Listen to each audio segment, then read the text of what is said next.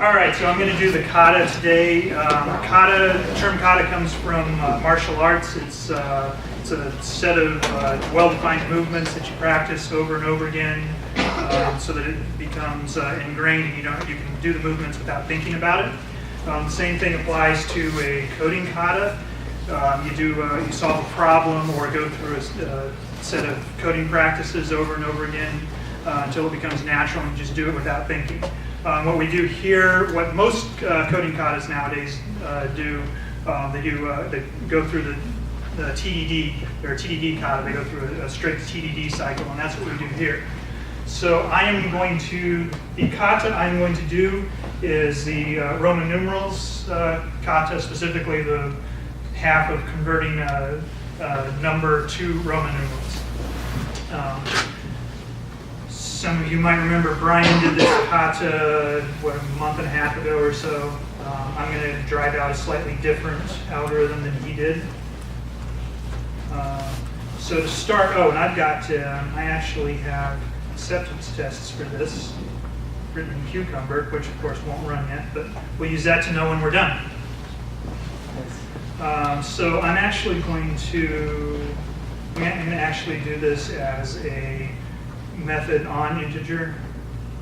So I can say 2 Roman on integer and get the Roman numeral. And of course it's actually going to pass it. I don't have any test yet.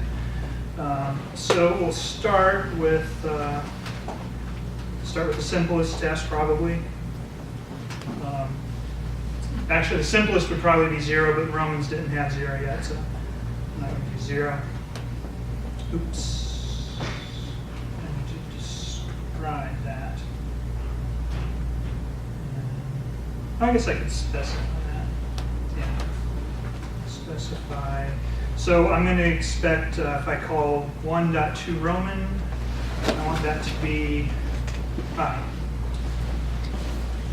And of course it fails. If we look at the message, we haven't defined the method to Roman yet, so you want to either change the message or make it pass. In this case, we want to change the message. We want a better message than that, so we're going to define to Roman on our integer.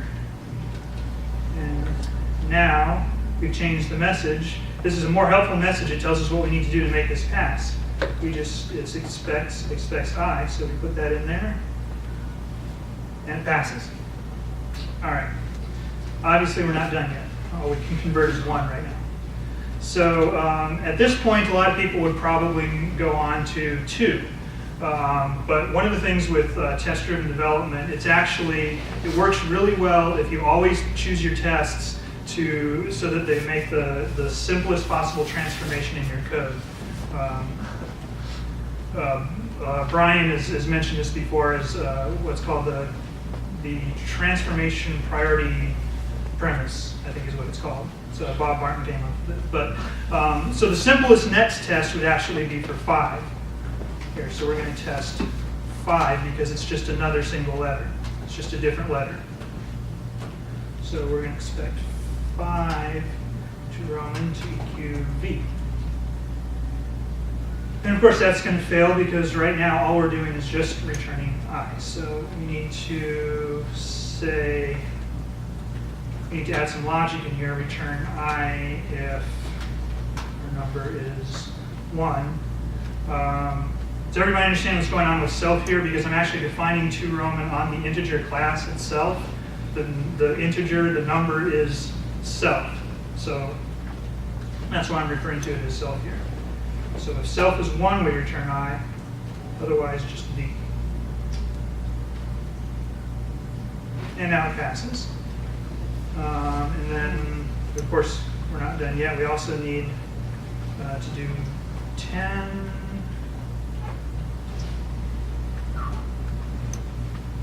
Which should be an X. And that, of course, fails. Expected X got V, so we need to put some more logic in here. Return V if this is 5, otherwise X. And we're passing. Now, at this point, I have a very low threshold, a low tolerance for repeating myself in code. And I encourage encourage anybody who doesn't have a low tolerance for repeating yourself in code to cultivate a low tolerance. It's a good thing. So there's a lot of repetition in my test here. So I'm going to, most of these, in fact, all three of these are almost exactly the same except for the number and the letter. So I'm going to factor this out. So one way we can do this is just set up a table of what we expect. Like this, and just loop through that. And just specify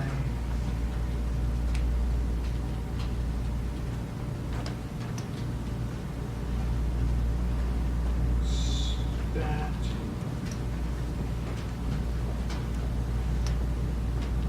And we don't need these.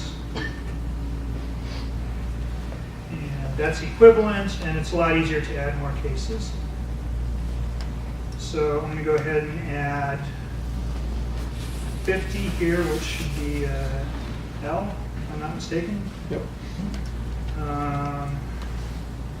So similar thing, we need to return X if it's 10, otherwise L. And that works, and I'll quickly go through these 100 C.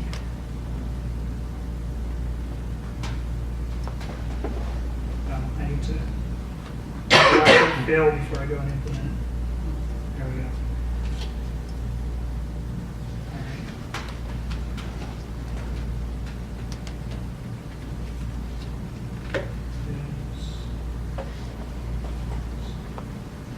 All right. Okay, and 500 should be D. Watch that fail. Expected D got C. Getting a little bit repetitive here. We're starting to see a pattern here that we should be able to refactor out pretty soon. Finally, 1000 should be M. Oh, got ahead of myself again. Need a failing test before we write any code. Okay.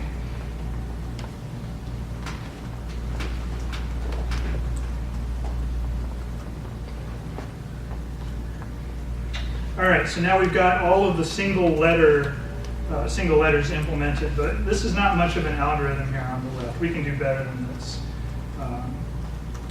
So we should look for we can see some repetition here. We can see even more repetition if I make a little bit of change here. That still works. So we're kind of seeing this pattern here. We've got like a group of two, and a group of two, and a group of two, and then half of a group of two. Might not be clear yet how we can factor this out. Let's give some names to these letters here. Or give a name to these letters. We're making this a parameter with the default value. Now, if we take all of these and change it to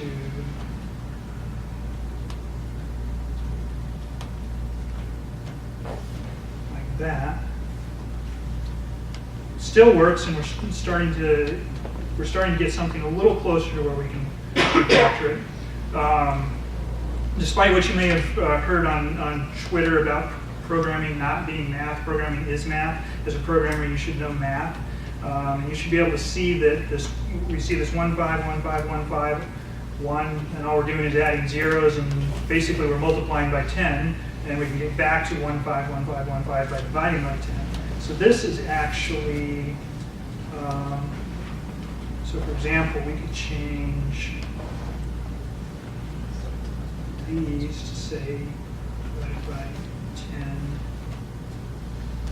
is 1.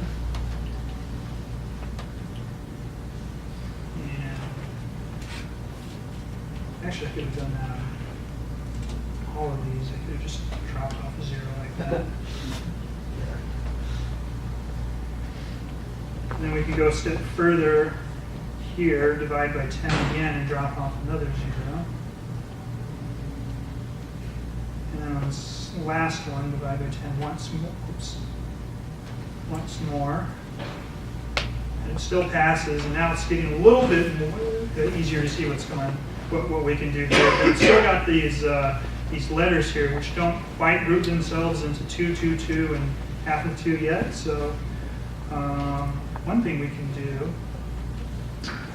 we can go here and then change this to 0, 0, 1, 2, 3, 4. So what we're doing here with this, this 2 dot dot negative 1, we're dropping off the first 2 letters in the string and going up to the negative 1 means the end of the string. So we've got this 0, 1 and then 0, 1, and then if we repeat that, actually over here, and then back once more over here. Now we can go 0, 1, and 0. And now we can kind of see the pattern. Does it still work? Yeah. It still works, and we can kind of see the pattern. What we have to do each time is divide by 10 and drop 2 letters off of, drop the first 2 letters. So we can do that really simply by saying, let's just get rid of that and then say,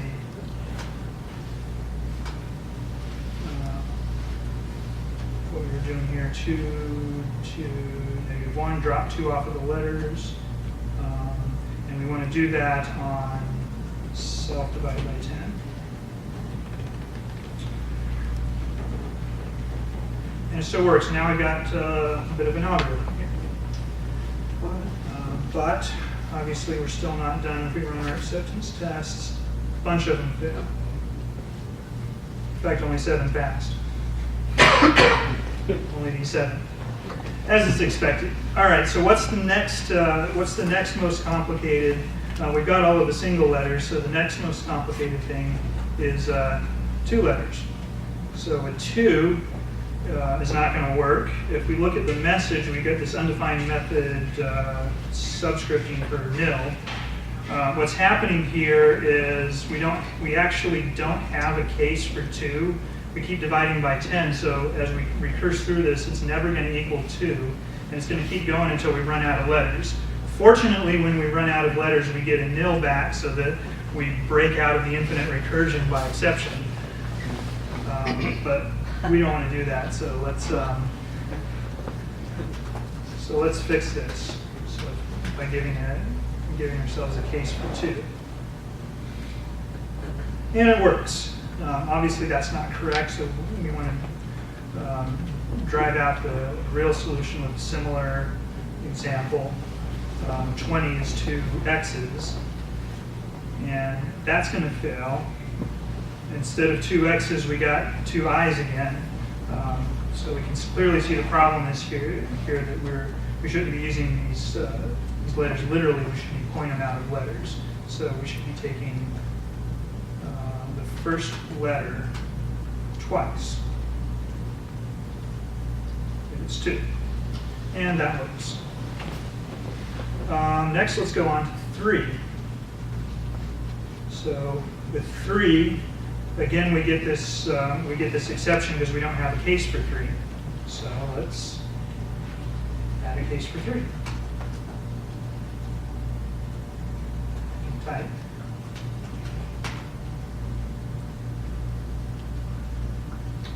And that works. But if we make a similar case for 30,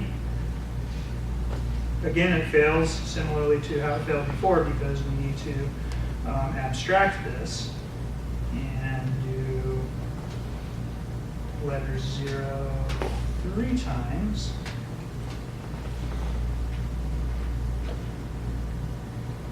And now that works. With Ruby, there's a shorter way to write this if we want to take the same letter and repeat it. We could actually say times 2 here. And times 3 here. And now these two lines are looking remarkably similar, and we can make the first line look very similar too by doing that. Now it's really clear how to refactor this. We can just say multiply letter 0 times self if self is less than or equal to 3. And it still works. All right. Next, we're going to go on to 6, because I think that is the next simplest case. We've graduated from the same letter to 2 different letters. And this time we get an empty string, because the recursion is going to end up self is going to end up being less than or equal to 3. And I'm actually surprised that multiplying by a negative number isn't some kind of error. But anyway, whatever the reason, we know that the problem is we don't have a case for 6. So we just need to return vi is self 6. And that works. But again, that's not quite right. If we do the same thing for 60, which should be 50 and 10, Lx, again, it breaks because we need to be pulling the actual letters out. So this should be letters 1 plus letters 0. And that passes. So if we go on to 7 now,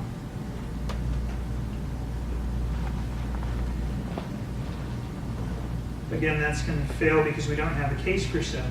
So let's make a case for 7, which passes. But then if we do the same thing for 7b, again, it'll fail because we need to not use the literal here.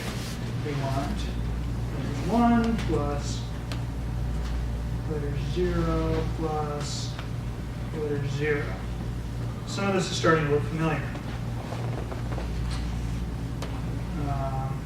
If we go ahead and I'm not going to go on to 8. I'm just going to refactor this now.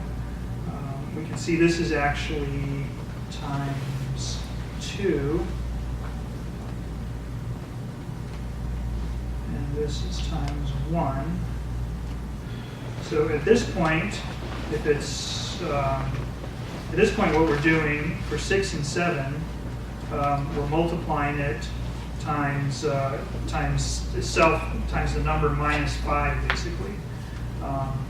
In fact, we can show that it's the same thing here if we go times 0. And that still works. So basically, what we can do is change this to times self minus 5 if self is less than or equal to 8. Right? Yep, and it still works. Now, another way we could have done this is we could have said, we can also say self minus 5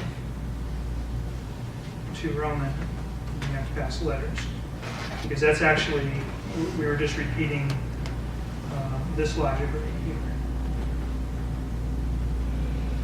And that also works. I like that a little bit better, for whatever reason. Okay, so let's move on to 11. What happens if we do 11? All right, it fails. Instead of the Roman numeral for 11, we have the Roman numeral for 10. So what's going on here? We lost the digit.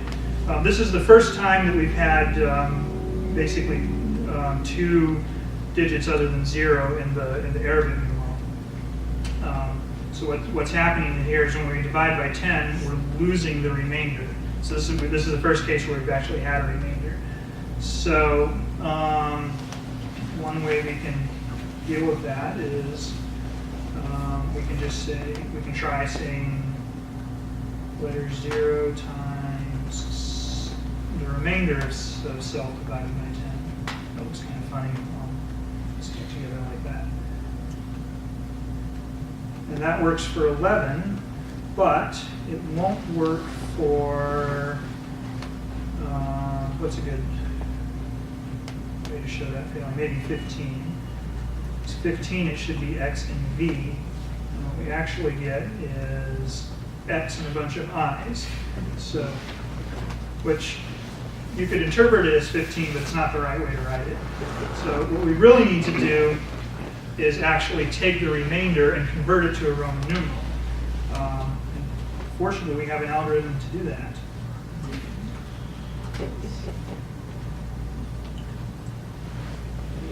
Great, works.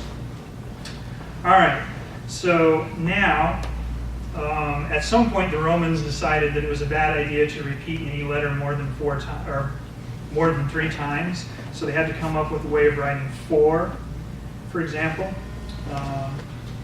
So they wanted to, instead of writing 4 i's in a row, they decided they could do this clever trick of writing a lower value letter and then a higher value letter, and it would subtract from the higher value letter. So IV subtracts 1 from 5, and we get 4. And if we run that, it is not going to work because we recurse and get a negative argument. Basically, we don't have a case for 4. So we need to add one. So is 4. And that works, but the same principle needs to apply to 40, where we subtract 10 from 50. Now this doesn't work because we specify this literally, so we really need to go letters 0 plus letters 1. And that works. And then finally, they also did the same thing with 9. Instead of 9 being V and I, or even V and IV for 4, they decided to go all the way to go IX, subtract 1 from 10 to get 9. So let's see what happens. We actually got a stack overflow this time. Excellent. Okay. Because we don't have a case for 9, so let's return IX itself is 9. And that passes, but we need to do the same thing with 90. We need 90 to be 10 from 100. And again, we got 9 instead of 90, because what we really need to do is say letters 0 plus letters 2. And then that works. And I think we've covered all of the cases. Let's go over to our acceptance test, which has a whole bunch of different cases. And let's see what happens. And it works. We're done. All right.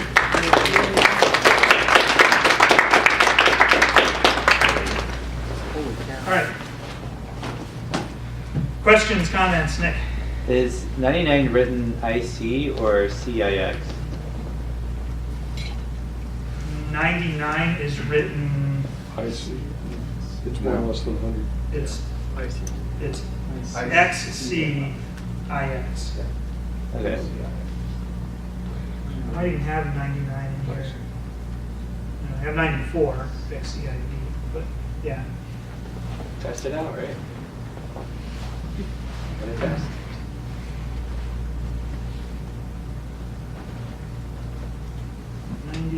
XCIX. Nice. There you We have a question comment back there? Oh. Anyone else? Questions, comments? Rachel? On the 5th line, does letters really need to be passed in?